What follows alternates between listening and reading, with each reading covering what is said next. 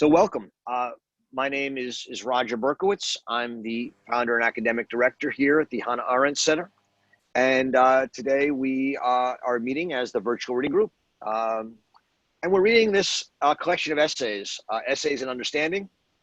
It's one of the, for a long time, was maybe the major posthumous collection of Arendt's essays. There are now many of these, and the second volume of it, Thinking Without a Banister, which came out last year and which we read in this group, is another major collection. But this is one of her most important collections of posthumous writings. Up till now, we've been reading essays that largely were written between 1944 and 1947 or so. And as we've talked about, they're largely essays written to make money, book reviews, things of that sort. We now really are beginning in 1948 to read essays that are explicitly Hannah Arendt's work, not as reviews of someone else's work, and are really the beginnings of her projects that she'll work on for the rest of her life, whether it's the origins of totalitarianism or the human condition.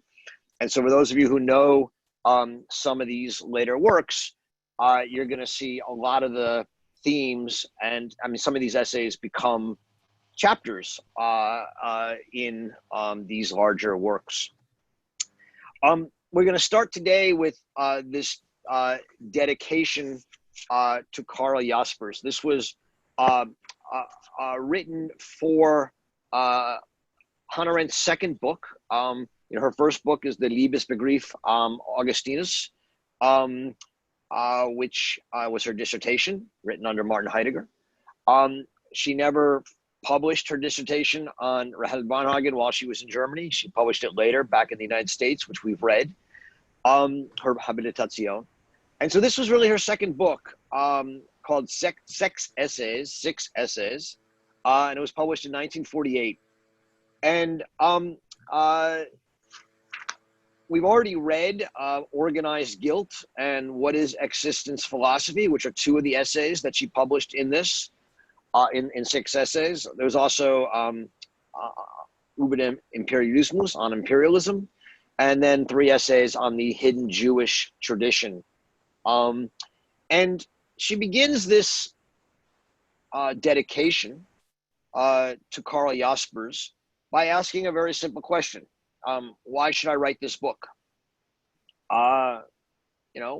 She says, it's an appealing opportunity to write in one's own language. One's in exile. But in the end, that counts for very little, she says. And anyway, we Jews, and she says we Jews, are not anymore exiles. In a sense, I think what she means by that is we don't want to go back. We don't even think of ourselves as Germans. We've become Americans. She's not yet an American citizen, but we're not exiles. We're not Germans. So why publish a book in Germany in German? Really, her first book. I mean, her dissertation, Liebesbegriff, the love idea or concept of Augustine, was a dissertation. It was a fairly youthful work. Why publish her first book in Germany, aside from the fact that her friend Karl Jaspers asks for it? She says, well, the majority of Germans don't want to hear from me, a Jew. So, that's not a reason. And the majority of Jews don't want to speak to Germans. And, the idea that a Jew would speak to Europeans is sort of makes him either a scoundrel or a fool, she says. So she starts and says, why am I writing this book? And she says, these are just the facts. No one really wants to hear it. I don't really want to speak to them. Why do this? And the answer, which she's going to only reveal in the last line of the essay, and I'll give it now so that you know it, is she says, I published this book in German with this hope and this intent, that on the model of thinking of my friend Karl Jaspers, that this will be a model of how human beings can speak with each other despite the horror and catastrophe, the deluge, the flood that has overcome humanity. And how does she get there? Well, she starts with arguing that she hopes these essays will be built based on facts, and namely the fact that Germans don't want to hear from Jews and Jews don't want to hear to Germans or speak to Germans. But she says that she hopes that she has not, in any one of her essays, taken up a position on the basis of those facts alone, and that I have not accepted the world created by those facts as necessary and indestructible. So these essays, she says, are all supposed to accept a basic factual foundation, and yet are not supposed to stay are not supposed to be limited by that factual world. And she says in this, Karl Jaspers, she says, is her model, which is why she dedicates the book to him. Without his philosophy and even his existence, she says, she could never have summoned up such a willed independence of judgment and a conscious distance from all fanaticisms, however attractive these may have seemed and however frightening the isolation in every sense that threatened to follow as a consequence of my position.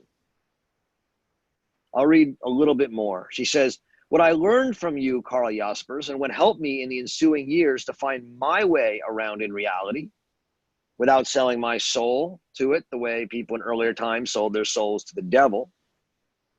So what I learned from you, she says, is that the only thing of importance is not philosophies, but the truth.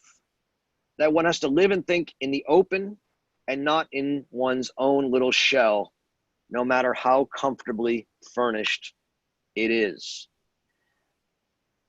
I've read a fair bit of this because I think, you know, there's a lot of reasons many of us read Hannah Arendt, but I think this is one of them, right? It's certainly one of the reasons I read her. Just the way Jaspers was a model for her, I think she's the model for many of us who read her. That she teaches us the willed independence of judgment, a conscious distance from all fanaticisms, the risk of frightening isolation, the determination to find one's way around in reality, the adherence to not to philosophies or ideologies or teams or isms, but to truth, and the demand that we live not in one's own little shell, no matter how comfortably furnished it is. So the facts are that German people are complicit, and that this kind of horrific hatred of the Germans was created in the gas chambers and informs the Jewish people. And what she says is that unless both peoples, the Germans and the Jews, decide to leave this factual territory, the individual Jew will be no more able to abandon his fanatical hatred than will the individual German be able to rid himself of his complicity. The decision, she says, to leave this factual territory of mutual hate and complicity arises from the insight that something has happened in the past that was not just bad or unjust or cruel, but something that should never, under any circumstances, have been allowed to happen. So those of you who remember the first essay in this volume, which is a transcript of her interview with Günter Graus, which we read a few months ago, she actually says the same thing in that interview, which is almost 15 years after the fact of this. She says that the Holocaust was something that should not have happened, and that we have to reconcile ourselves to it. And here what she says is to leave the factual territory. We have to realize that what happened to the Jews and what the Germans did was not something that was just discrimination, where the Jew could, was discriminated against, but could still live in a kind of normal hostility. and let me say, this is a view that Arendt repeats in many places, and it's something that's going to bother a lot of people. but I want to make it very clear because I think it's absolutely essential to understand. For Hannah Arendt, discrimination is not good, but it's bad, but it's not horrific. She says, the decision to leave the factual territory arises from the insight that something that's happened in the past that was not just bad, unjust, or cruel, right? So discrimination, she says, is bad and unjust, and it can be cruel, but it allows still for normal behavior under conditions of hostility, which she thinks is normal. She says when a Jew was attacked, they could defend themselves as a Jew, right? Not good, but totally normal. She says there was a factual basis still for the Jews to be normal, to be human. And the world was still intact despite all the hostility in it. So, and here she makes a distinction in her work between 1933 and 1940, and 1940 and 1945. From 1933 to 1940, she says, there were bad, unjust things happening, but the world still existed. The possibility of communication between Jew and German still remained. But once the final solution was begun, when the fabrication of corpses goes beyond hostility and cannot be comprehended in political categories, then she says, we reach the point of something that should not have happened. And it's given that fact that we now have to go beyond facts. We have to go to what she calls a space beyond factual territory. And if the factual territory is an abyss, we need to sort of reach into an empty space. We need to make a new space for what? For a common world to emerge. And this is actually an idea that runs through Arendt's work from this point into her death. Assume something horrific like the final solution. Assume something horrific like chattel slavery. These are not just bad and unjust things. These are things that should not have happened. And in such a world, how do we move beyond this fact into an empty space? And here's how she ends the essay, and it's why she dedicated it to Jaspers. She says, there are individuals who no longer see themselves as part of Germans or Jews, of nations.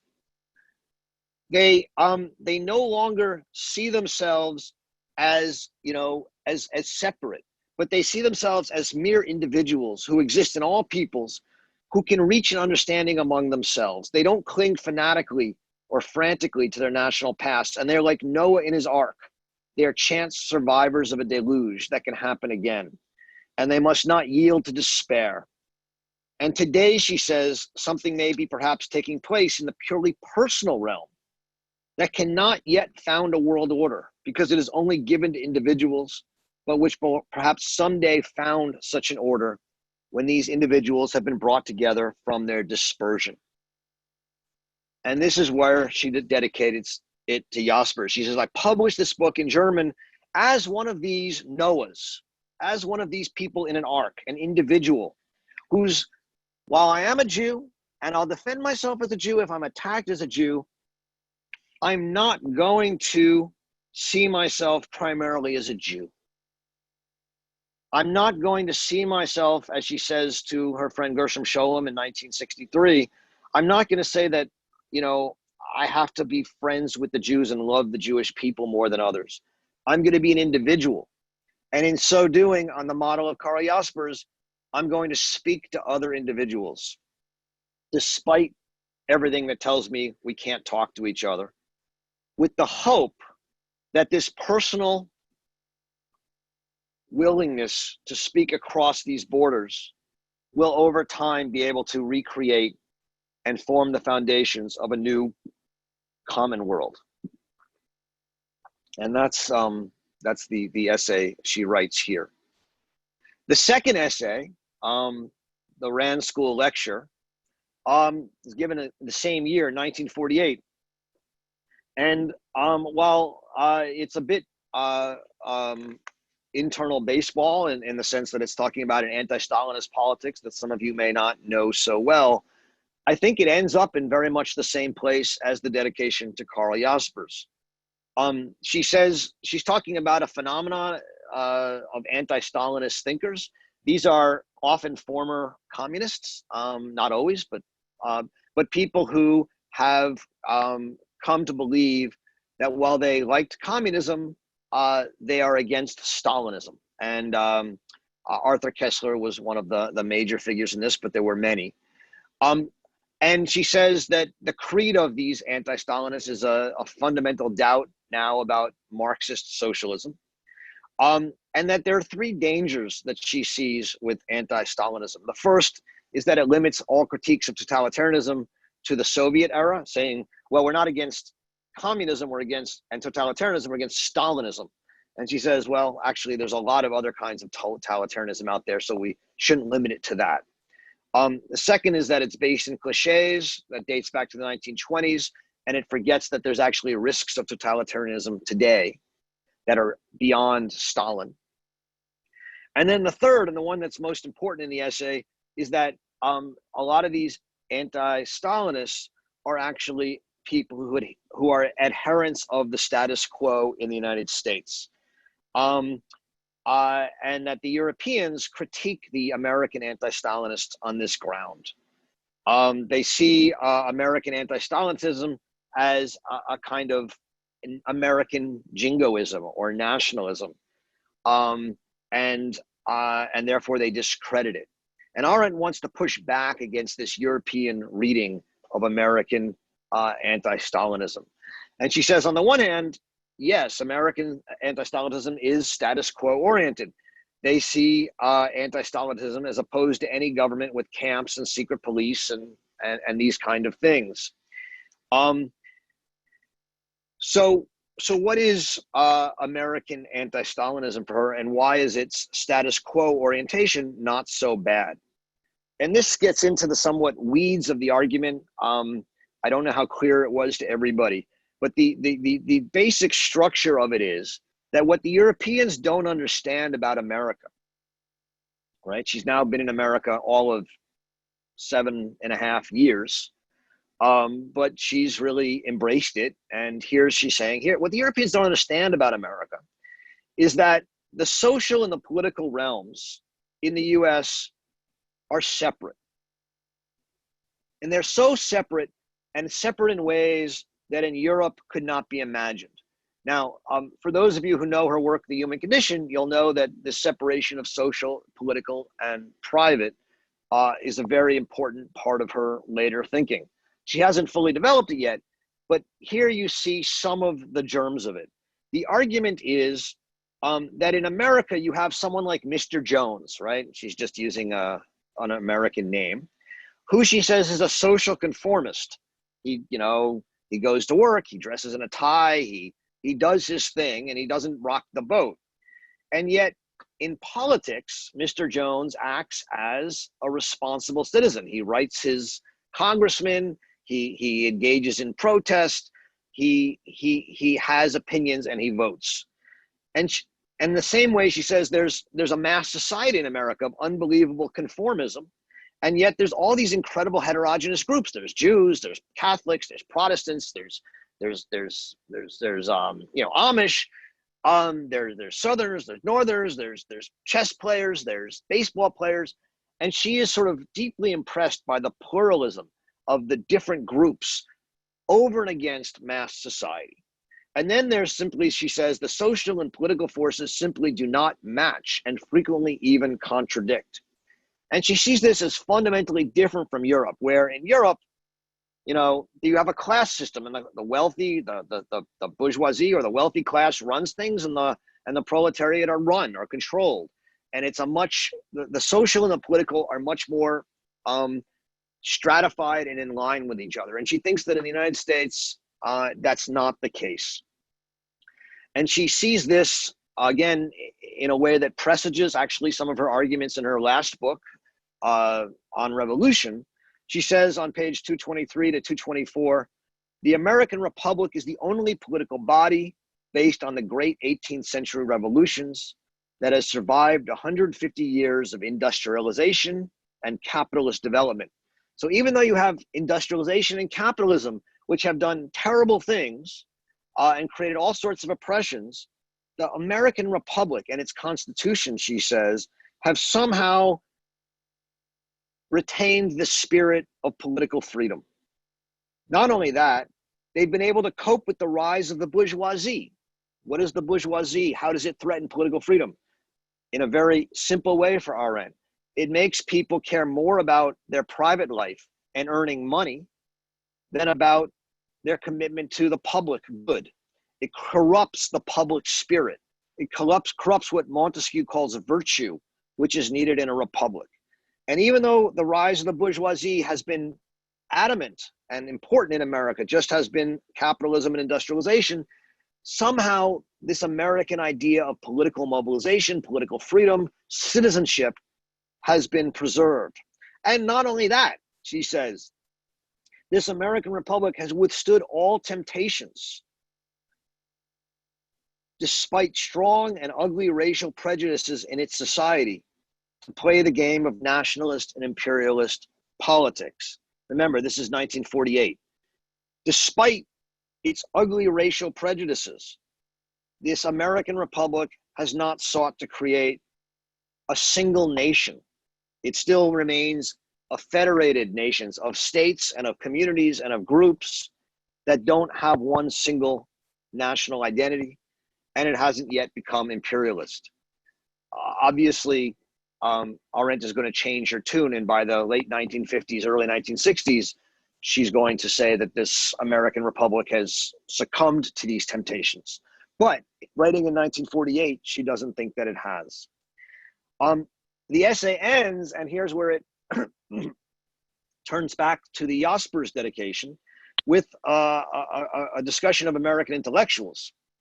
And she says that the trouble with American intellectuals is that they've been reared on a kind of Marxist theory, and they still want to believe in a kind of Soviet idea, even though they're anti-Stalinist.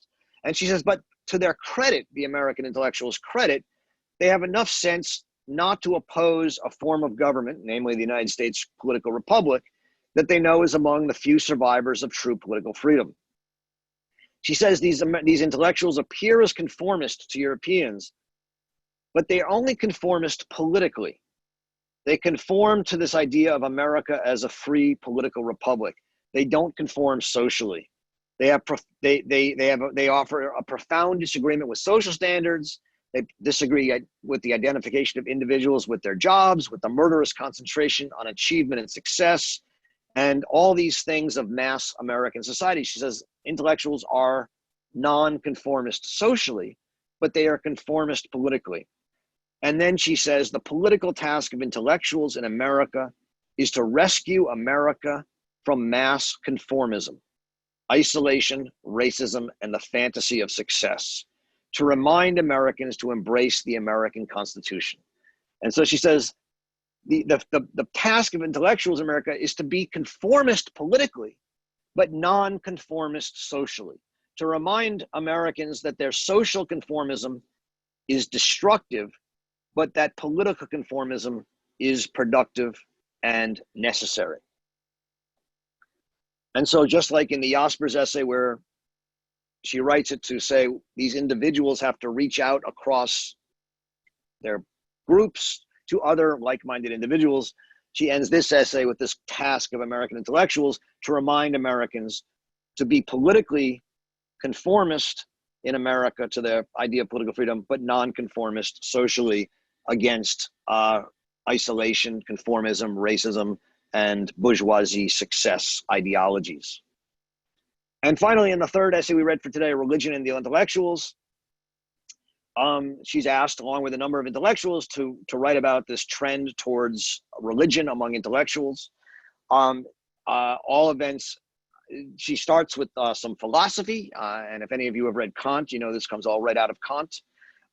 All events have causes. The idea of causality is basically the key proof of God. Leibniz has a very elegant proof of God, saying that if you believe in causality, every event has a cause.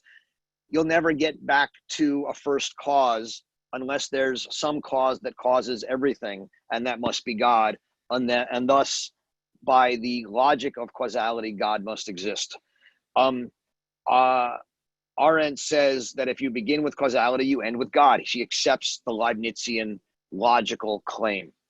But here's where she invokes Kant against Leibniz.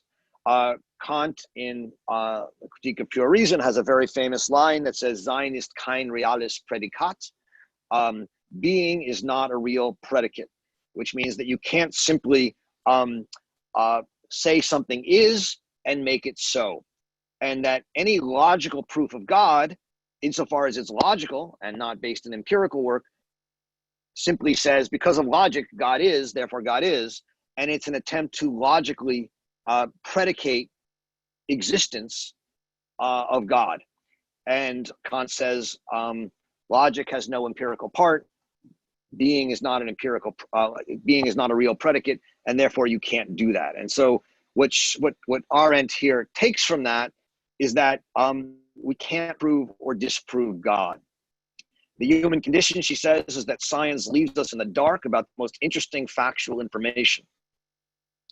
The very essence of science, which is a fact-based endeavor, is that our factual information is not only limited, but that answers to the most important questions are beyond factual knowledge. And so this is where she really begins.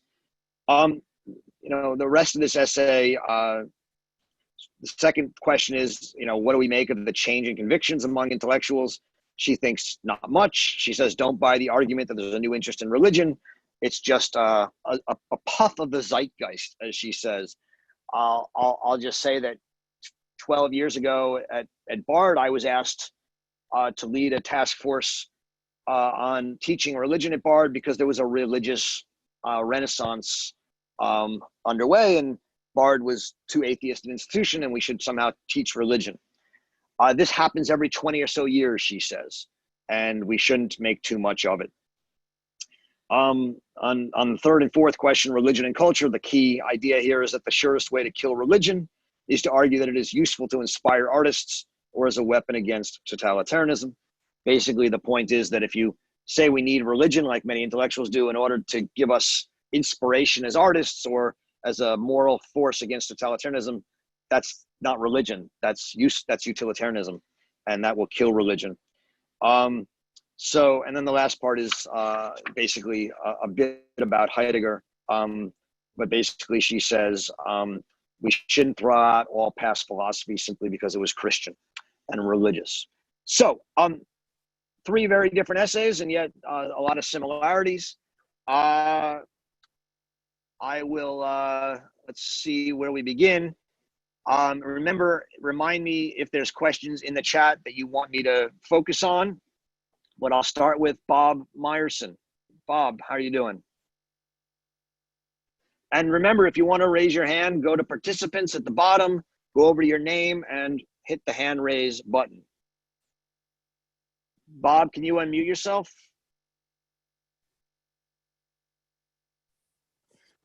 Okay, hope I don't know with my iPhone here. I'm looking at page 223, and I was troubled by a statement. No matter how I try to interpret it, I don't think it looks good. So this is at the bottom of that paragraph of the two European suspicions. And she says here that they know America better, about common Americans, or maybe it's the anti-Stalinists. They know America better than the 19th and 20th century professors of history and other prophets. And of course, by having other prophets, she's slamming these professors of history who no longer understood the foundations and necessities of the public. Well, I think this may be an instance where she's relying more on her understanding of the foundational principles than the actual history of 19th and 20th century, or the historiography of the 19th and 20th century professors.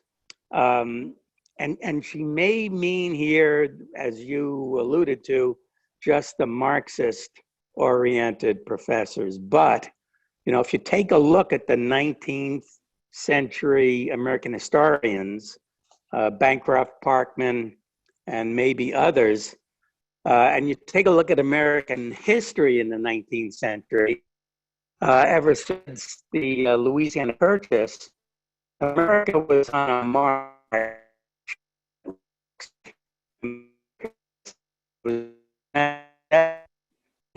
Bob, you're breaking up a little bit there at the end, but I think I got the gist of your question. If you go ahead. Yes. Okay, so let me see if I can answer it, and then you can tell me if I didn't get it all. So the they, right? They know American better is the American anti-Stalinists, and she's saying they know American better than the 19th and 20th century professors of history and other prophets who no longer understood the foundations and necessities of this republic, who blindly applied rules concerning the last imperialist stage of European nation states to a body politic that rested on altogether different conditions.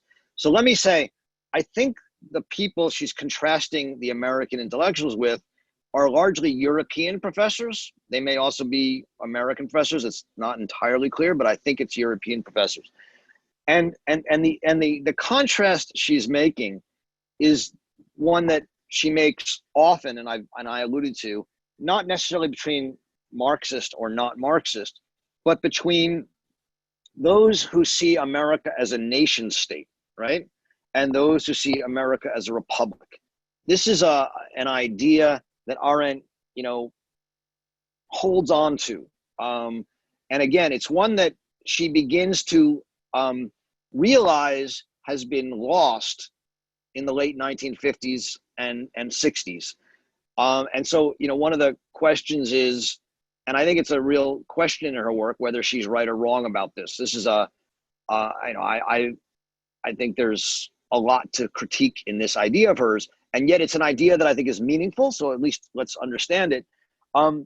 Which is that what she wants to say is that in Europe, you had nation states. You had Germany, in which you had Germans. You also had Jews, and you had Roma, and you had Poles, and you had other groups. And in France, you had French people, and then other groups. And in Czech Republic, you had Czechs, and then other groups. And in all of these nation states, you call them states, which means you have a principle of citizenship and equality, but they're nation states, and therefore there's going to be a first-class citizen, namely the nationalist citizens, the French or the Germans, and then the second-class citizens, the minorities, and so there's a kind of imperialist, nationalist idea running through it that even though there's different minorities in the state, as a nation state, the nation has to either assimilate or expel or kill these minorities. And what she's saying is that the Europeans saw America the same way. They saw it as a nation state. But what her belief is that America in its Republican format was not a nation state. It was, as she says, no longer understood the foundations and necessities of this republic. And in the next paragraph, she's going to emphasize that the American form of government, and then 3 lines from the bottom of the page, the American republic is the only political body. And what she means by that is that it was a political body based upon the idea of political freedom and participation, self-government, but also, even more importantly, that there was no national group. There was no Americans. That was a group. Americans themselves were a group of minorities, a group of states, a group of localities, and that it was formed as a federation of different groups. And we've talked a lot about in the last few months how at this time she's thinking a lot about the federation principle and the principle of federation. And what she saw is that America was not a country that had one group and then minorities. It was lots of different groups, heterogeneous groups. I think there's a legitimate critique of her point, which is that over time, even if she was right at the beginning as an idea, I think to me the most salient critique is that over time, America became a white country, and that anyone, and that to some degree, non-white had to either, assimilate or become a second-class citizen. I think that's an arguable point, and I don't think it's a fate. I think it could overcome that. I believe that right now we're in the process of a conversation that may or may not overcome that. I think the best ideal of America as a republic in Arendt's terms is that there is no national people as a religion, ethnicity, or race. But this goes to the second essay, this essay, the Rand School lecture, her separation between social and political.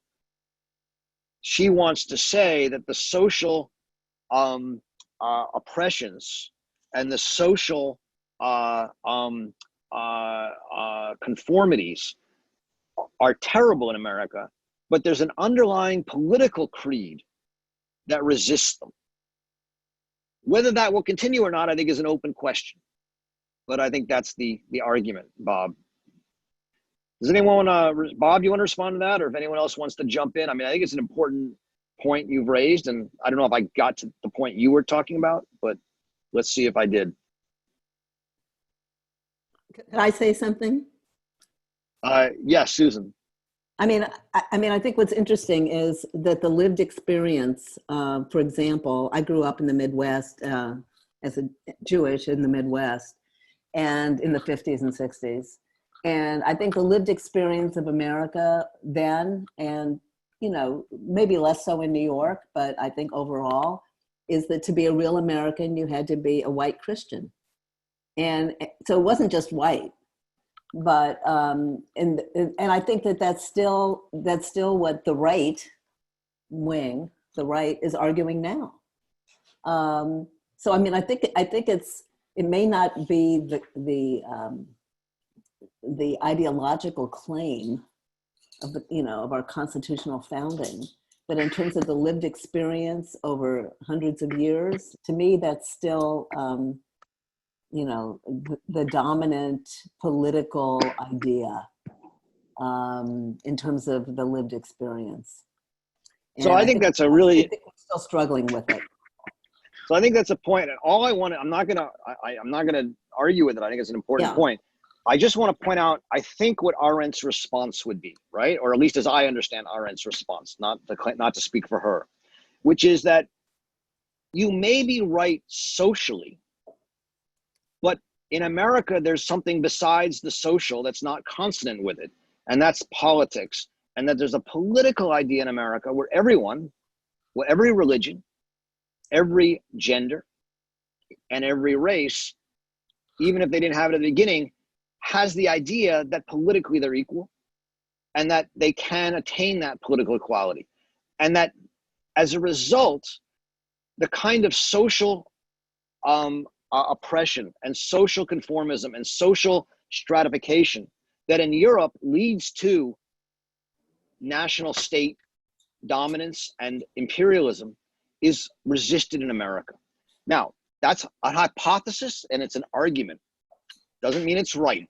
I'm just saying I'm trying to understand and make it clear what I think her response to that is. So I wanted to actually, I meant to actually hook up with the political, because I think part of the problem is that still to a great extent, to be the political power to a great extent is still white Christian male. I mean, it's striking to me actually that one of my grandchildren, I don't know if it was the 6-year-old or the 10-year-old, said when she looked at Biden, he looked like a Republican. And I was trying to, the 10-year-old apparently. And I thought that was kind of an interesting observation, because so often when we look at the leadership of Congress, what you see are a lot, mostly elderly, white, Christian men. And we were struggling against it, but it still seems to me that that that's what we've been living for a long time. So I think that there's a connection between the social and the political. And I think there's a political ideal, you know, which somehow challenges the social hierarchy and inequality, but it's still, you know, it's still the dominant factor that we're living with.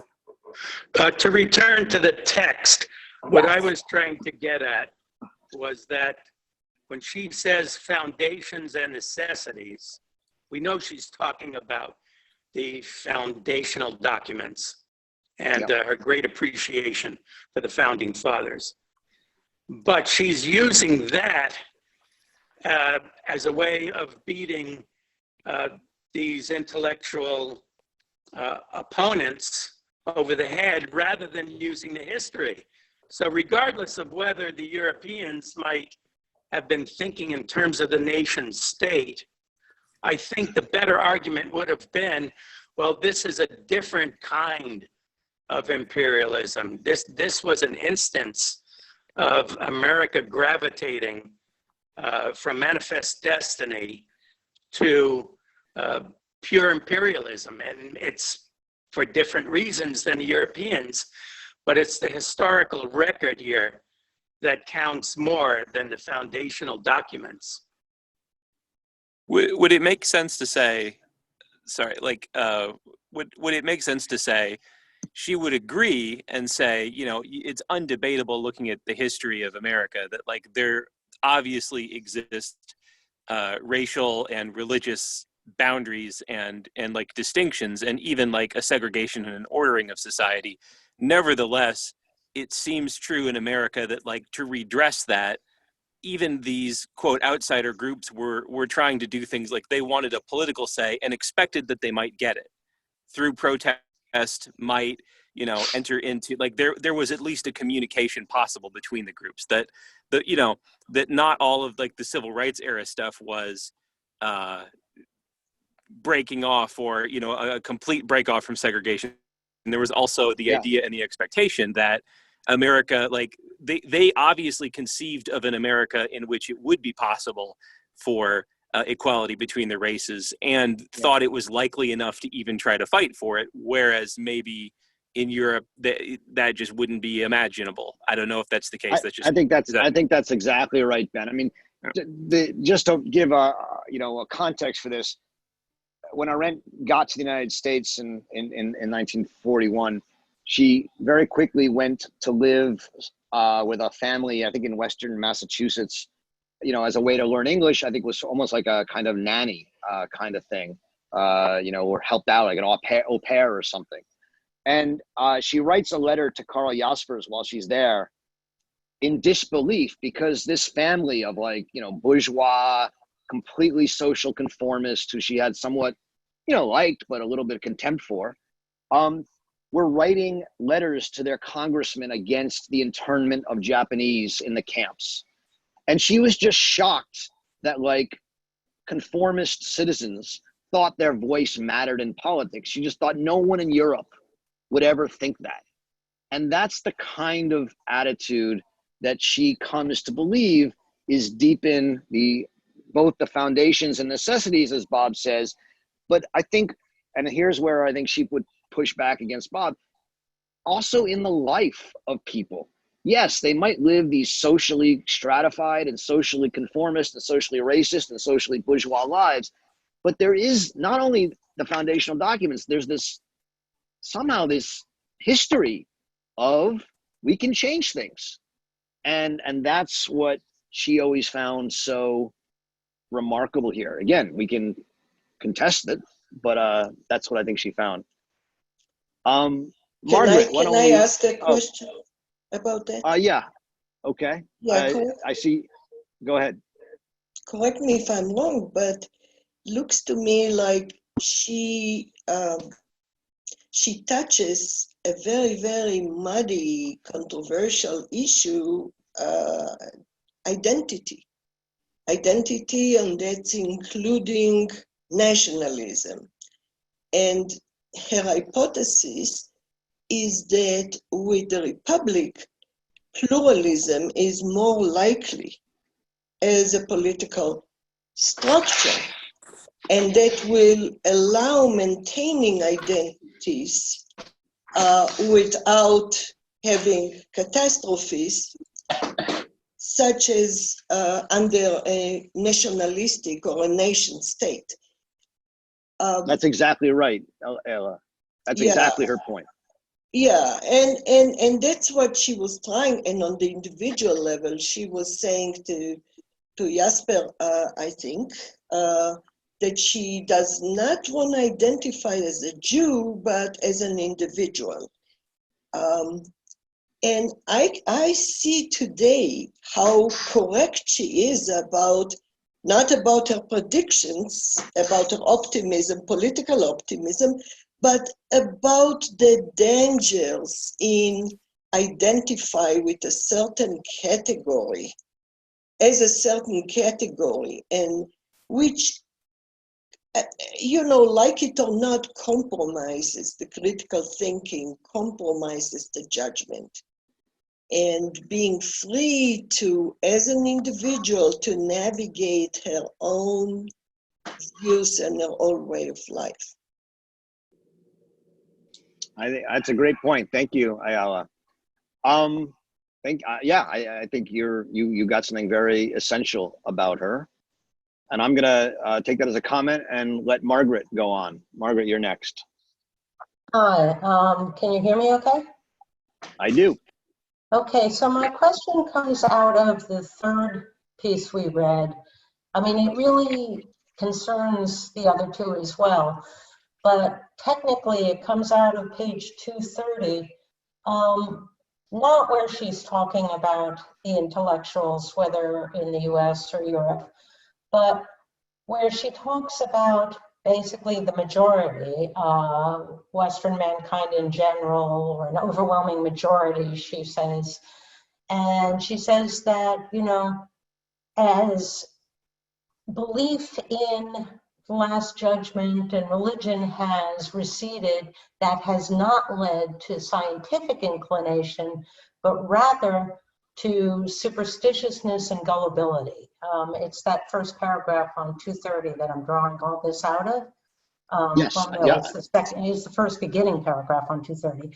So historically speaking, it starts with that. Right. Yeah. So then I thought about that and I thought, okay, well, you know, anecdotally, I could look around in my own world and, you know, yeah, anecdotally, I could see where that makes sense. So it's not so much confusion about her saying that, but if you put that together with the larger framework of her ideas of, say, thinking without a banister, are we then saying, you know, that that's really only for intellectuals and we have to kind of assume that, oh, well, the masses, they're just going to be gullible and superstitious? It seems like there's a hole there and I'm missing how you get from one side of it to the other. That's a great question. Yeah, it's a great question. So just so everyone is on board with what Margaret's asking, she's talking about there's an important historical fact that an overwhelming majority has ceased to believe in a last judgment at the end of time. That to her is a fact, a historical fact. But that doesn't mean, she says, that we've all become scientists, you know, and lost kind of superstitions. She says the same masses who used to believe in the Trinity are quite willing to believe, well, just about anything.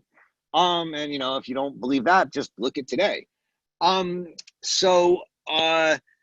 know, Margaret is making, I think, an incredibly astute jump to her overarching thought. And we can think about her essay, which some of us have read together a couple of years ago, What is Authority? In which, you know, she says, we've lost authorities. We've lost the tradition. The tradition has broken. What does that mean? It means that, you know, we live in an age in which, you know, there's no unquestioned political tradition which we all accept willfully and freely as binding on us. And she says in that essay, interestingly enough, and this goes to your question, Margaret, at all times, even when there was a powerful tradition that had authority, intellectuals questioned that tradition, right? That's what intellectuals do. what makes our age today different is not that intellectuals question it, it's that everybody questions it. There's no one who believes in it. And that, she says, is the challenge of modern politics. And the results, she says, is that it's not just intellectuals who now have to learn to think without banisters, but we have to, everybody does, because we're all without these banisters, these traditions. And so when she writes her book, Between Past and Future, and she calls these essays exercises in thinking, what she says is they're exercises in thinking without a banister.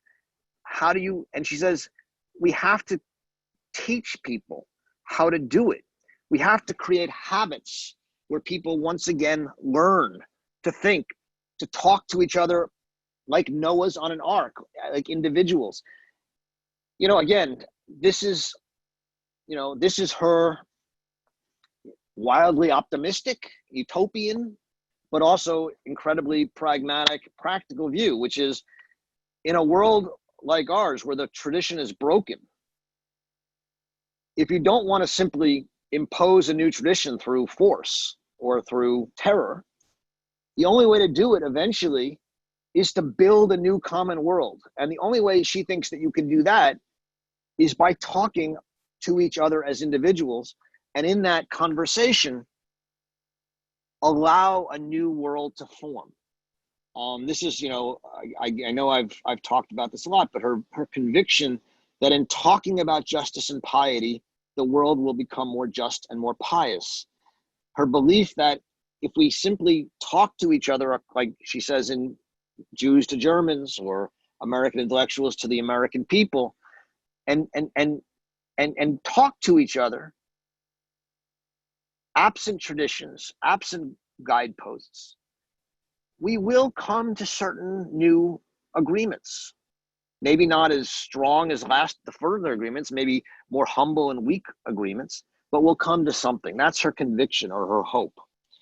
And so, yeah, I think she thinks this is true for intellectuals today and for non-intellectuals. I think that's the difference of today. So just to follow up on that, so if you want to have, I mean, it goes back to sort of an ideal conception, I guess, of the US. The whole idea of a participatory democracy only really works if people know what it is and they participate. So similarly, skill sets have to be taught, historical knowledge has to be taught, and it doesn't mean that everybody has to have a PhD in history, but it means that some sense of the society opening up to that discourse has to happen.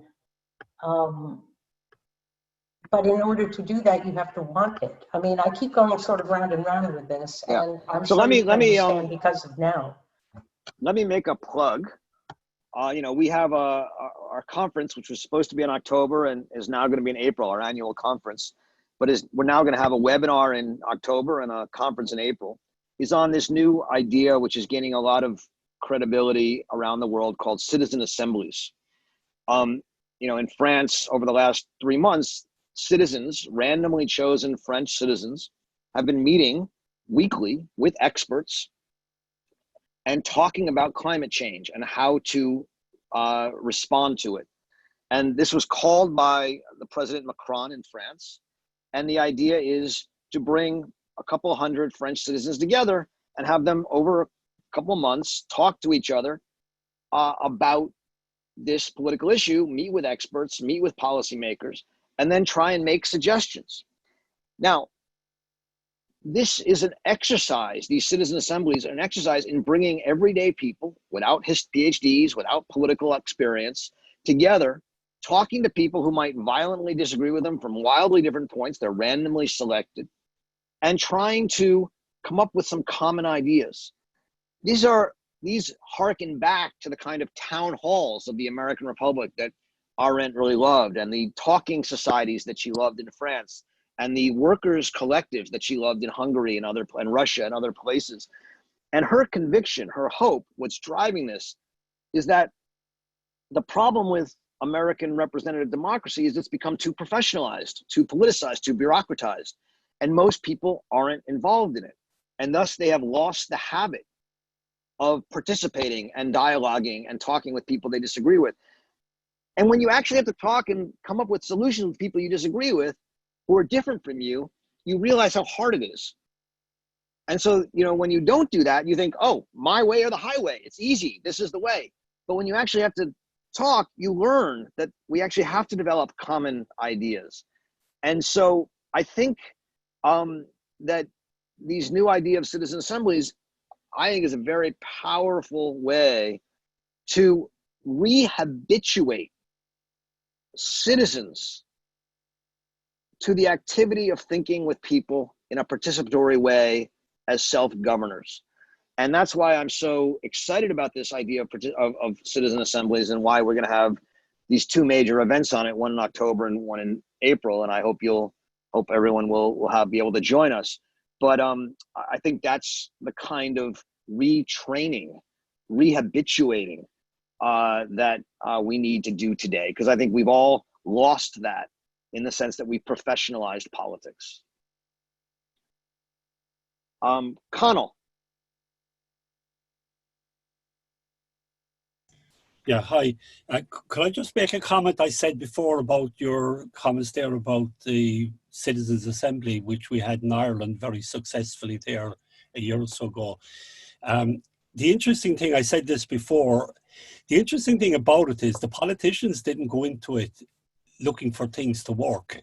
They were kicking the can down the road and hoping everything would go into the long grass and disappear. And they got a big surprise when actually the damn thing worked, and it was a damn thing to them because it put them on the spot. The result of which we had to have two referenda, one on marriage equality and one on abortion. And none of the politician leaders, and I'm fairly accurate in saying pretty well none of them, actually thought they'd get caught into that situation. But these things don't. Now, you'll notice we haven't had any since, and it's not because of COVID. It's because they didn't manage to control it. So anyway, that's, by the way, I hate to bring us back to mundane things of the text, Roger, but I'd like to just clarify a few Please things. do. Yeah. By the way, Christopher, somebody called Christopher, has an interesting question up at the top of the chat, which may have got lost. It's on page 213, my question. I'm not sure how to express it, but there's something about Hannah Arendt and her relating to truth that I'm puzzled about. At the early works, which is the first time I've read any of these in this round at all, reading it with you, her emphasis seems to be on truth. So perhaps if she's coming out of philosophy and all that kind of thing, and truth is the big thing for her. But by the time we get to Life of Mind, at the other end of her life, she's sort of packing off the scientists and philosophers and saying, oh lads, you've spent too much time worrying about truth and all, and not enough about meaning. What's my question? My question is a feeling of what has been the changing relationship with Hannah Arendt with truth, shifting to meaning. It's a great question, and I love how people are asking questions about the text. So let's keep that going. So I think when this is on the bottom of 213 that Karl is referring to, I'll just read it. She says, "What I learned from you, Karl Jaspers, and what helped me in the ensuing years to find my way around in reality without selling my soul to it the way people in earlier times sold their souls to the devil, is that the only thing of importance is not philosophies, but the truth. That one has to live and think in the open and not in one's own little shell, no matter how comfortably furnished it is." So two things I want to say here. First, I'll refer to Christopher's question, and thanks, Karl, for pointing it out because I hadn't seen it. When she says to find my way around in reality without selling my soul to it, what she means is we have to confront reality, but not accept reality as unchangeable. So like I said before, she starts this saying there are certain facts, namely, you know, Jews hate Germans, Germans hate Jews, Germans are complicit. These are factual matters, but we don't want to get stuck in the factual matters because then we can't change them. So you want to confront reality, but don't sell your soul to it. You want to be able to respond to it in some way, resist it. Remember that famous sentence that I love so much: comprehension is the unpremeditated facing up to and resisting of reality, whatever it may be. That's the first part. The second part, which Connell's question related to, is that the only thing of importance is not philosophies, but the truth, comma, that one has to live and think in the open and not in one's own little shell, no matter how comfortable it is. So you're right, Connell. For her, truth in the sense of what is absolutely or objectively true is actually connected to philosophy and is not what she's talking about here. When she's talking about truth here, she's talking about truth, namely, that one has to live in the open and not in one's own little shell. That's the truth that she has in mind here. And so you're right that in The Life of the Mind, she says that thinking is not about truth, it's about meaning. Here, what she's saying is that what I've learned from Jaspers is that engaging with reality is not about trying to find some philosophical truth or theory, but about living in the open. Is that? Yeah. I hope that helps. It does it. Very good. Thanks, Roger. You're welcome. Spiros, can you unmute and ask your question? Yes. Can you hear me now?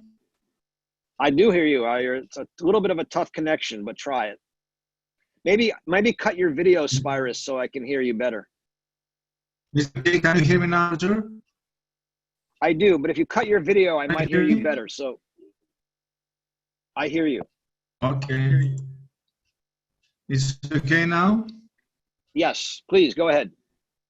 Yes. My question concerns this kind of modelization or this typology of thinkers concerning Arendt's thought. And I'm wondering about the relationship between Heidegger and Jaspers. For example, if we think that Jaspers is a kind of political model of thinker and Heidegger is a kind of philosophical model of thinker. So I would like to know your opinion about this kind of difference or modelization concerning the act of thinking or meaning or understanding. Do you believe that Jaspers is the ideal political model of a political thinker? For example, a cosmopolitan model, and Heidegger or the Heideggerian model is near a philosophical model of thinking. Yeah, thanks, Spiros. So it's a good question. It takes us a little bit away from the text, but I'll try and at least answer it somewhat. I mean, we've on the question of Jaspers. So first of all, before I answer that way, let me say, one of the detriments of being the director of a Hannah Arendt center is that pretty much every week I get an email from somebody saying, I have figured out Hannah Arendt, and here's the paper I wrote on it. She's a Heideggerian, or she's a Jasperian, or, she's a Machiavellian, or she's a Platonist. I mean, the attempt to reduce her to whatever thinker, what it is extraordinary. And, what I think, to me, what's remarkable about Hannah Arendt is she's sui generis. She's somewhat original. She takes from all of these thinkers something, and she incorporates it into not a theory or a philosophy, but her own practice of thinking. And that's what's extraordinary about her. So I don't want to reduce her to any of these usually male thinkers.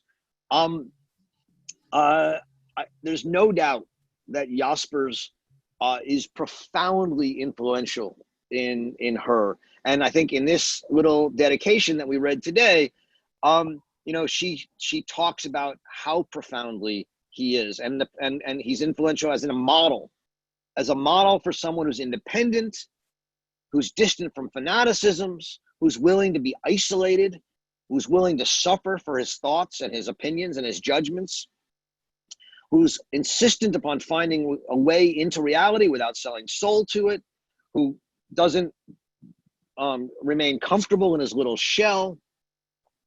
And she says, I've never forgotten your attitude, so difficult to describe, of listening, your tolerance that is constantly ready to offer criticism, but is far removed from skepticism as it is from fanaticism. These are all deeply political ideas that she takes into her idea of a conversation, of dialogue, of deliberation.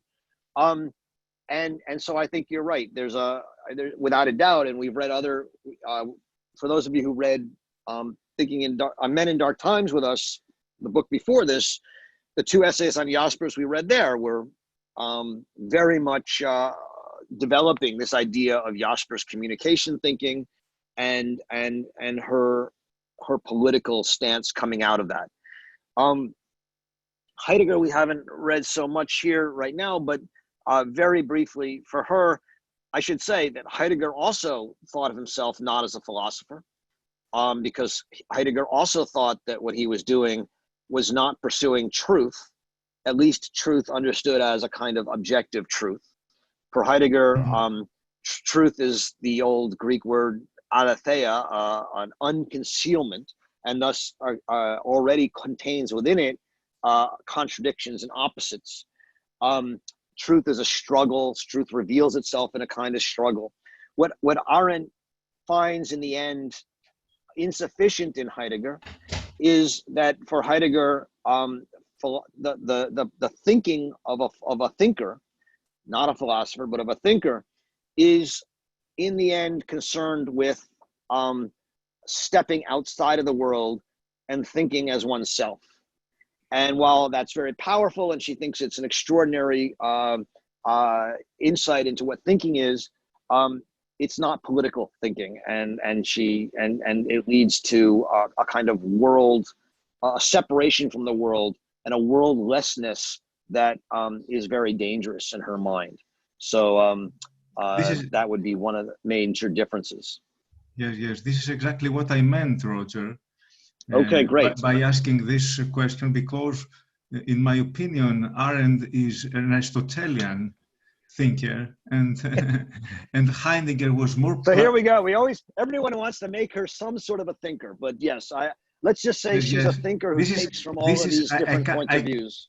I could reduce this modelization, okay, by using another model or another modelization, by distinguishing between, I'm a Greek, between Plato and Aristotle. So Plato, what is truth for Plato is this objective kind of reality that you said earlier. But for Aristotle, in Aristotle, we have a theatrical kind of truth. What is kind of theatrical kind of truth that we are looking, all of us, this common truth by acting in concert, as Arendt says. So we're coming down a place that Arendt calls public sphere, and we are looking for this common sense, or in Kantian terms, this sensus communis, okay, which is the real truth. I would say that this is the Republican truth or the Aristotelian truth. The Heideggerian I think you're right. or the Platonic truth is on the other side. And this is the philosophical truth. So we have... Again, I would say, Jaspers, is I think you're mostly right, but Arendt also obviously is deeply influenced by Heidegger and Plato as well, and there are good arguments that she's really a Heideggerian or a Platonist in those regards. So I agree with you. I think your way of pulling out Aristotle, she's without a doubt very influenced by Aristotle as by Jaspers. And yet there's also a way in which she values thinking in isolation, right? So much of her work is about the importance of thinking outside of politics. And the reason for that is that in order to do politics as a member, as a performer, and an Aristotelian or a communicator, you first have to actually think about something that is new and spontaneous and different And that happens in isolation where you're unique and protected from the conformity of the public sphere. So all I'm saying is she's a unique amalgam of a lot of these different thinkers. And I think what the parts that you're emphasizing are important and very much part of who she does.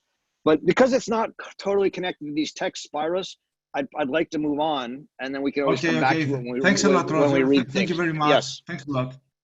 Yep. Bill, you're up.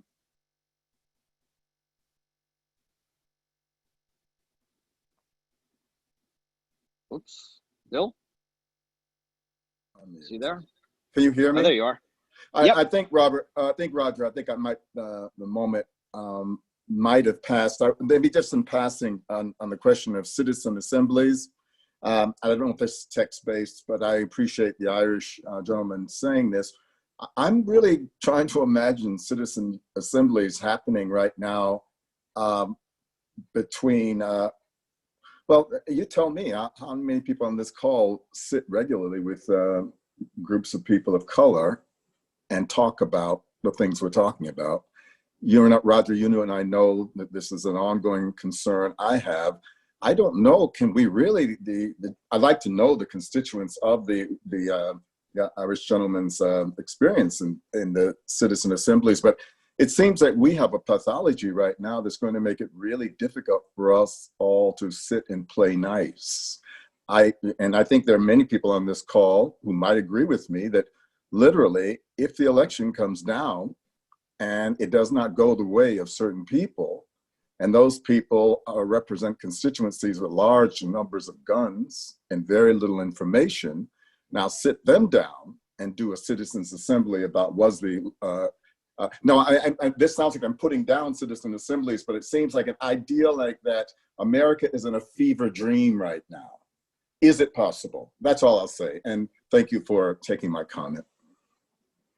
Yeah, it's a great question, Bill. I mean, and I think, you know, a couple of years ago at one of our Arendt Center conferences, I'm not sure if you were at that one or not, we had James Fishkin speak, who was one of the early proponents of these things called participatory polls or citizen assemblies. Mm-hmm. And the moderator said to him, are there any topics that you could imagine a citizen assembly not working on with this in mind? And he said, at that time, he said, gun control. He said, the people on gun control are so rabid on either side that he's not sure it could work on gun control. You know, but he said, you know, you could try it, and he didn't know. You know, I think in Ireland, you know, the topics were gay marriage and abortion, which in the Irish society are pretty contested ideas. And what was amazing is, as Connell said, all the politicians thought it was going to fail, and it worked. You know, but Roger, one thing I agree with you saying. The examples are good, but I don't think we cannot underestimate the fact that a good portion of us are just now being allowed to be human. Yeah. So it's one thing. Everybody, right. Yeah. So you got it. Now you're going to sit with a person who yesterday you thought was subhuman, less intelligent, oversexed, and you're going to trade ideas. There's a lot of development that's got to go on for that to happen. And yeah. So if it sounds like I'm a bit wounded, and I am suffering from the pathology of race, like I suspect everybody in this call are or should be. Enough said. I just wanted to add real quick, just a quick little anecdotal thing. I don't know if this is like maybe uncommon on this call, but so I attend a church, and a few months ago, they decided, and I agreed with them completely, that like we were going to do basically a church-wide citizens assembly, like talk about a number of issues. There was it had to do with like the gay marriage was a part of it, discussing how like gay people were to be treated in the church. Racial reconciliation was a part of it. And it was really interesting because like the church as a whole is much more informed with each other, I think now, about these issues. But the first thing that happened was like a third of the people just left and said, if there's going to be a debate, then for me, the fact that there's a debate means the debate is over and the libs have won. So I'm out. But the remainder is better together. But like, so I definitely see the concern. you know, like I don't know exactly. You could talk about the causes of this, but like with polarization, it seems like even having a conversation is considered a loss for contingents of people, and that makes it very, very, you know, as you were saying, like if your initial perspective is this group of people shouldn't be allowed in, and then the counter to that is, well, let's talk to them. Like that is immediately you've forfeited your position. So it's not that it's useless. Like, I think it was a good process. It completely failed to even interact with the people that left immediately. It seems that we have another step. There's a step before this in this country. There's a step before we can do that. Like, for instance, the whole truth and reconciliation. We can't even get to truth and reconciliation yet. So enough said. Thank you, Roger. Thank you very much. Right. I just want to interject, because we did a lot of citizen assembly at Extinction Rebellion at the time before the pandemic.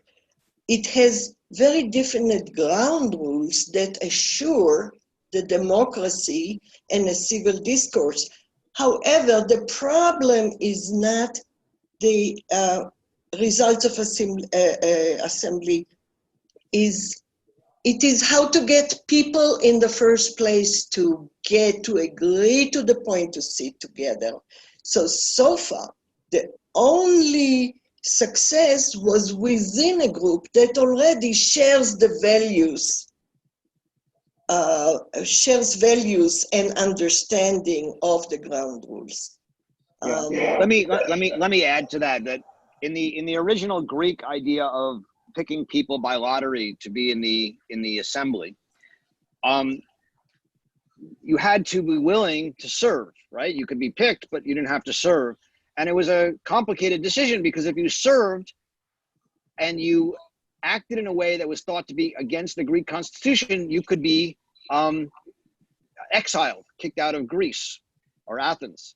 So, you know, not everyone served. So you have a weird premise. On the one hand, the whole citizen assembly idea is to pick people randomly and thus increase the range of opinions, not just professional politicians, not just people who can get elected. But you also, as I think it was Ben was saying, there's some people who are just not going to show up. And as Ayala is saying, so that means there's going to be somewhat of a limited group of people who are willing to sit down.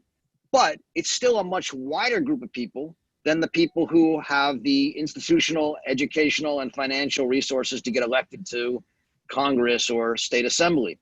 And so the idea might be, if we are a political republic, the only people who actually voices we need to bring into it are people who accept that we're a political public, and we will interact with people who are different from us. And that's one way to think about the answers. But I think, look, Bill, what you're saying is absolutely right. I think there's a lot to do, and I'm not saying it will work. I think it's an experiment, and I think we're at a point where we need to be willing to experiment, which is why I'm interested in that idea. But I'm gonna move on.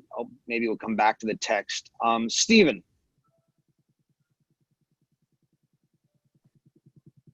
Thanks very much, Roger. Just one point, and it is textual, but I'm not sure how significant it is. Arendt wants Americans to own up to the Constitution and interpret it in the light of current events and conditions.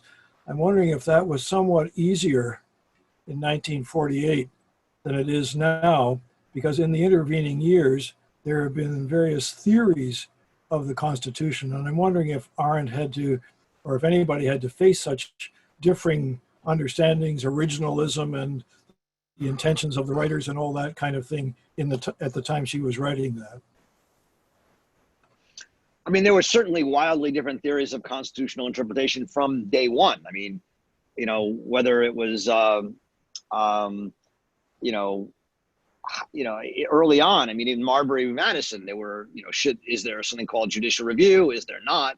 It was used once in Marbury v. Madison in 1790s, and the next time it was used was in Dred Scott. It wasn't there were a lot of different theories. I mean, originalism is not a new one, but it's become a newly powerful one. But there are always many different theories of interpretation. You know, I all I'll say is, you know, in her, yeah, she obviously has a view of the Constitution which is not, you know, true. It's a theory, it's an opinion, but one that she thinks is true to the American Republican ideal, which may or may not be historically accurate, as Bob Meyerson was saying earlier, but she thinks is worth holding on to. You know, these are arguments to make, and in On Revolution, she makes that argument. I mean, you don't have to agree with it, but she makes it, that this is the core of the American Republic. She thinks, by the way, that by the 1960s, the core of the American Republic has been lost. That's why the last chapter is called The Lost Treasure of the Revolution. Thank you. Yep, Fran. Hi, thank you for taking my question.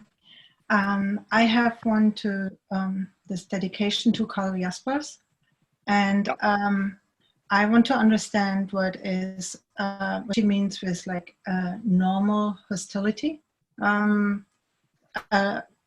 She says a little bit earlier in this paragraph that when Germans are being asked if they knew what happens in the gas factories, and they respond with, "You can't make an omelet without breaking an egg," that this is wrong. But then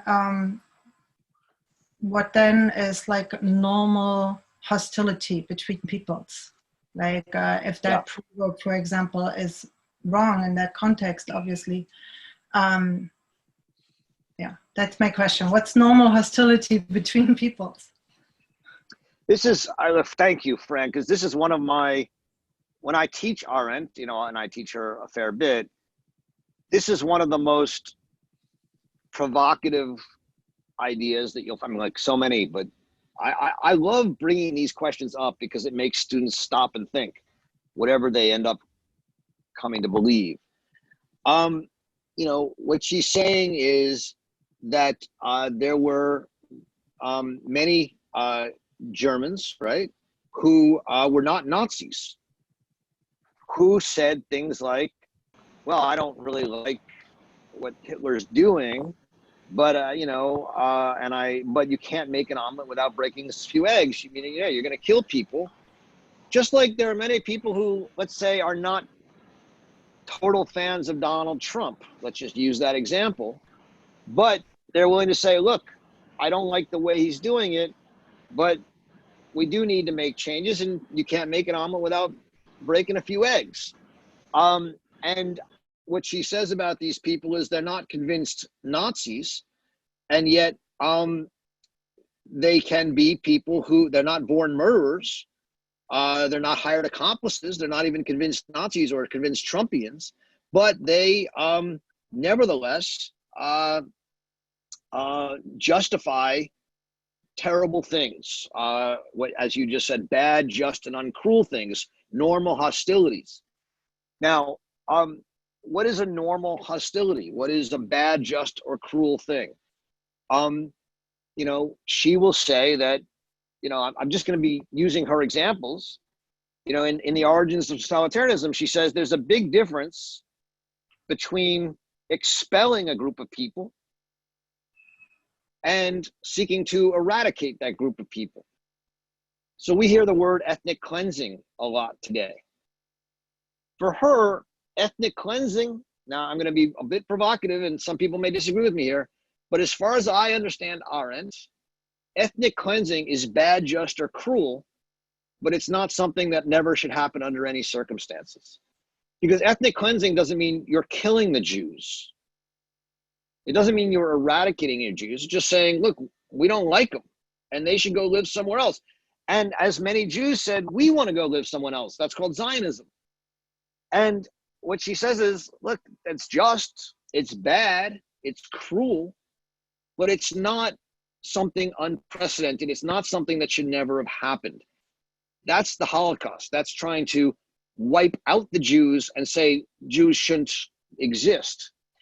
Now, I'm sure a lot of people are going to challenge her on this, and I'm happy to hear that. But that's I think, in a verspitzte way, in a very highly provocative manner, that's a distinction she's willing to make. I'm not sure if you're willing to go there, Fran. What do you think? Well, I think it's maybe not such good writing because she's generalizing. She's saying, like, she's assuming that the reader understands what is normal hostility without giving maybe like a example, or I don't get the example exactly, but she says that the Jew could, she says that was not the case, right? That the things that should never have been allowed to happen. So this is beyond just bad or uncruel. That was not the case for as long as the Nazi regime, this is on page 215, 5 lines down, for as long as the Nazi regime remained within certain limits, and as long as a Jew could shape his behavior according to the rules that apply under the conditions of normal and understood hostility between two peoples. At that time, there was still a factual basis on which one could rely without becoming inhuman. One could defend oneself as a Jew because one had been attacked as a Jew. So she doesn't say it exactly here, but here she's making a distinction that she makes in the previous page, on page 214, where she says, what did you do in the 12 years between 1933 to 1945? And behind that question lie two unavoidable feelings, a harrowing uneasiness. Okay, you're right, she doesn't say it fully here, but what she has in mind is a distinction between 1933 to 1940 and 1940 to 1945. That there's a difference. From 1933 to 1945, Jews were being expelled from Germany. They were having their property stolen. They were being discriminated against. They were being stripped of their jobs. This is her bad, just, and uncruel. Bad, just, and cruel. But she thinks there's still limits. They weren't being killed. They weren't being executed. They weren't being exterminated. And they could leave and they could start another thing. There's still a world. But once you seek to institute a final solution, that's something different. If you want to put it in the terms of today, slavery was something that never should have happened. But discrimination for her, again, this is, I'm maybe not, I'm just putting this out there as an idea. Discrimination, racism, hatred between peoples, hostility, prejudice, these are bad, just, and cruel. Bad, unjust, and cruel. But they don't dehumanize people, she says. Now, we may disagree with that. They don't prevent a world from being intact. We may disagree with that, but that's what I think she's saying. She may be wrong. Well, I think I don't think there is something as normal hostility, because what's maybe normal hostility for me, it's probably not for the other people, for the other side, or like who receives that hostility. So how can there be something generalized as normal hostility? That there is hostility that affects each of us differently. So Fran, let me just say, I think it's a good question, but for her, and I think she's right on this, human beings are hostile creatures. She's not someone who believes that humans are loving creatures by nature. They have prejudices, they have animosities, they have enemies. She thinks having enemies is part of being human. And throughout history, people have formed in-groups and out-groups, and they're hostile to each other. And she thinks that's a normal part of being human. That doesn't mean it's just. It doesn't mean it's good. It can be bad and cruel and unjust, but she doesn't think that's inhuman. And, that's, in her mind, her realism. You may not agree with it, but that's how she sees the world. She says, look, as long as the Germans were just trying to get rid of the Jews out of Germany and trying to take them out of jobs, she goes, she says in the Gauss essay that we read earlier, that's normal behavior amongst enemies. We can accept that. We may not like it, but we can accept it. It's not inhuman. But that's different from when they try and, destroy us as a people and say there should be no Jews.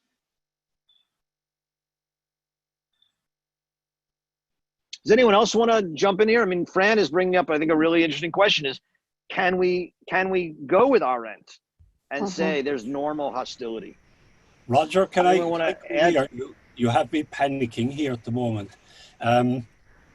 If we start from the idea that they were all Germans, you seem to have started with the idea there's Germans and Jews, but they're all Germans. So how do you get some Germans throwing other Germans out? Well, from Arendt's point of view, that it was a mistake for a Jew in Germany to think they were Germans. I mean, she said, look, the reality is we were never fully German. The Germans never accepted us as Germans. There were Jews who thought they were Germans, and they were unfortunately mistaken. How does that apply to the United States in terms of immigrants? Are they always guests? Well, I mean, this comes back to one of the first questions we talked about today. I forget who asked it. But for Arendt, the United States is not a nation state, and therefore everyone has the capacity to be American. Whether that's true or not, I raised some questions about that. But in her view, because America is by its nature a political republic and that social stratification doesn't mean political stratification, she thinks there's a capacity in America for everyone to be American, which is what she so loved about America as a Jew. She said, look, I'm discriminated against as a Jew in America all the time. But politically, I have the rights of everybody else. And she says that social discrimination, which can be really mean and cruel and ugly, doesn't mean political discrimination. And I can fight for my rights. And that was the distinction she found. Now, whether that's true for blacks in America today, I think Bill and other people are raising important points. Susan was raising it too. Are we such a white country that we can't imagine that? Back to normal hostility. I agree with Fran that this is an unfortunate attempt. I wonder if she meant an idea that I hear very commonly among other Jews, and that is that there is nothing to compare to the whole. We need to single out the Holocaust as an extreme behavior out of the human vocabulary, and not equate other hostilities or other cruelties with the Holocaust. And I see it as a failed attempt, as bad writing, as Fran says, because using the word normal by itself has a positive connotation. I understand what normal means. Yeah. Normal is so, I just to very quickly answer your question, she certainly wants to resist the normalization of the Holocaust, right? She wants to say this is not the same thing as pogroms or other Jew hatred. And she thinks that there's something truly unique about it, the sort of bureaucratic manufacture of corpses that seeks to erase a people. But I don't think it's the only thing that should never have happened. I mean, she also talks about American slavery as the original sin of the American Republic that also should never have happened. And I think that it's not the only one. So I think it's important to see that. May I make a comment to that? Mara, yeah, let's see if I can hear you. Go ahead. Thank you. So Mara, you're getting a lot of feedback. I don't know why that's happening. Really? I don't know what it is. Is that better? No, I can't. Okay, let me disconnect one second. Let me see whether I can do this. All right. So Roger, can I speak for a moment? Mara, let what Jack I'm saying speak is that better? Yeah. Yeah, that's better. Go ahead. So, So the point that I wanted to make about the hostility, I think that, you know, Arendt is saying this at a descriptive level and not a normative level in the social, that it is what it is and not what it should be.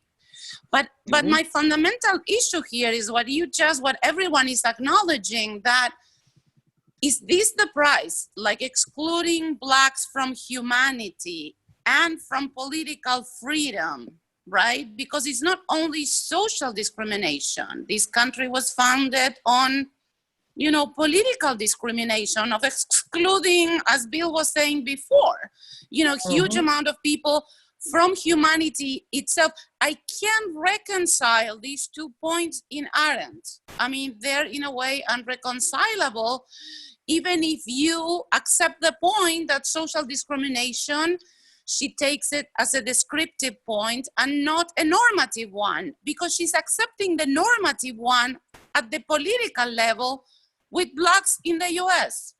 Yeah. Sorry, so I think that's got great. A little bit, no, I think that's great. Carried away with the argument in passion, but I think that Arendt sees the American slavery experience as similar to the Holocaust, as something that's not just bad, just, or uncruel, but something that should never be allowed to happen. And just like she says in this dedication, that once you get to the fabrication of corpses, you go beyond hostility, and that you actually you're now in an abyss, and now people can't talk to each other, to go back to Bill's point, right? You can't actually talk to people as black and white, and you need to find individuals who can, like Noah's Ark, talk to each other across the thing. I think she thinks that we're in a similar position around race.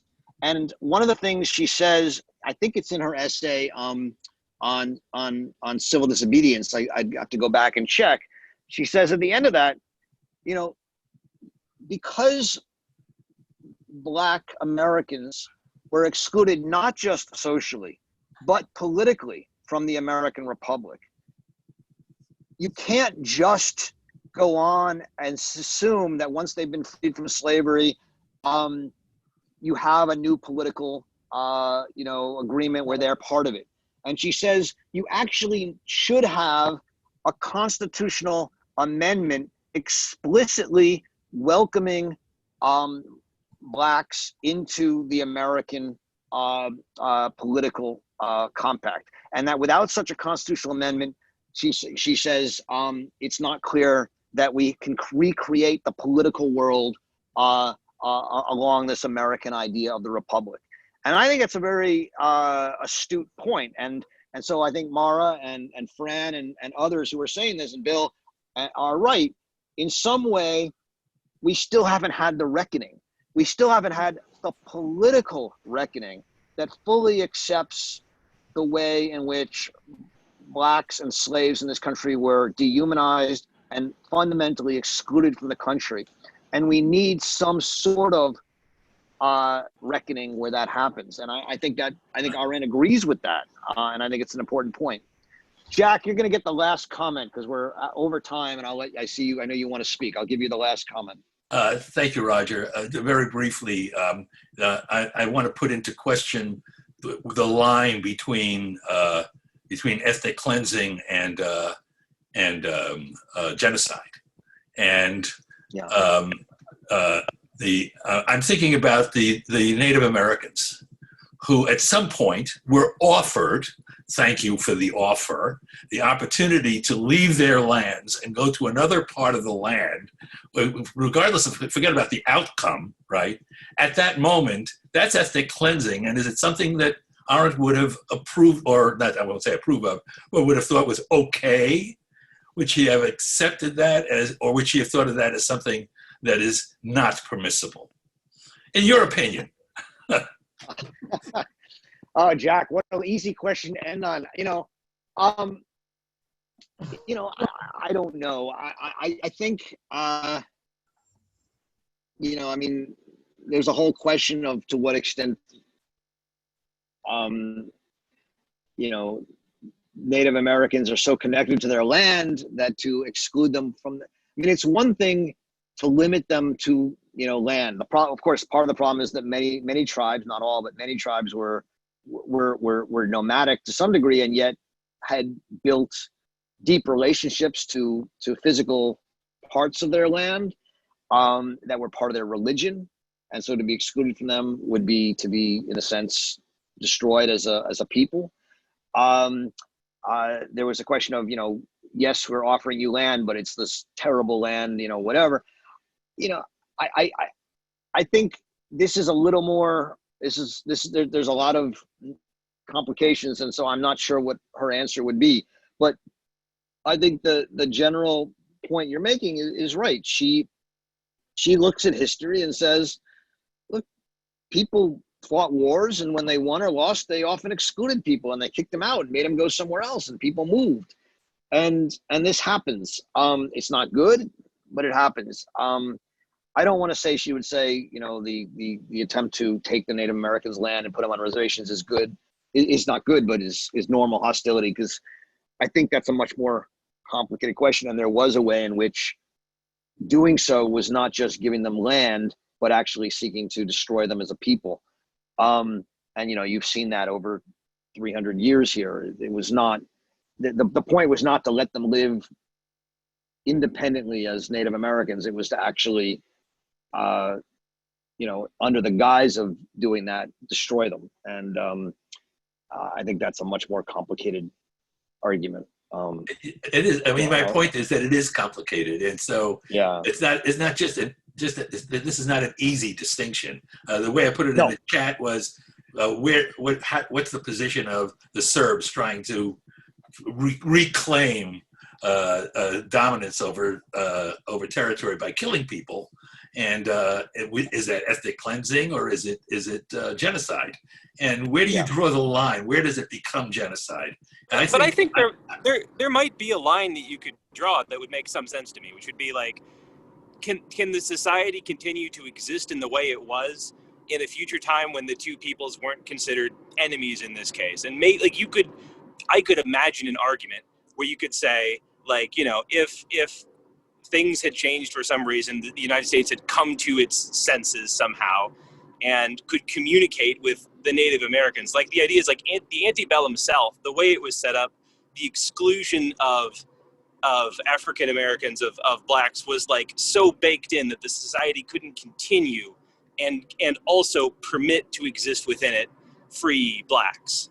All right, like that Nazi Germany could not have existed once the Holocaust was in motion and have had any relationships with the Jews. They needed them gone. Maybe I'm wrong about this, but so there could be a distinction, and you would still argue that, like, the Trail of Tears was unquestionably horrific and super racist, and it labeled the country that did it as bad to their competitors and racist, but it didn't, like, the society wasn't structured around it. It wasn't baked into society that Native Americans weren't people. It was just a really bad show of diplomacy. Like, it was a cruel nation that did that, but it wasn't a nation which inherently, I don't know. I don't even know if I agree with that, but that's just something that I was. Okay, but I think it's a good point. And let me say, we're going to end there because we're significantly over, and I'm actually late for another event. So thank you all. This was again, I'm really enjoying these. I hope you guys are. I am getting your emails and letters about advice on how to run these better, and I appreciate them, and I'm trying every week to take them into account. So thank you all. Enjoy reading Hannah Arendt, and we'll see you next Friday. Thank you very much. Thanks, everybody.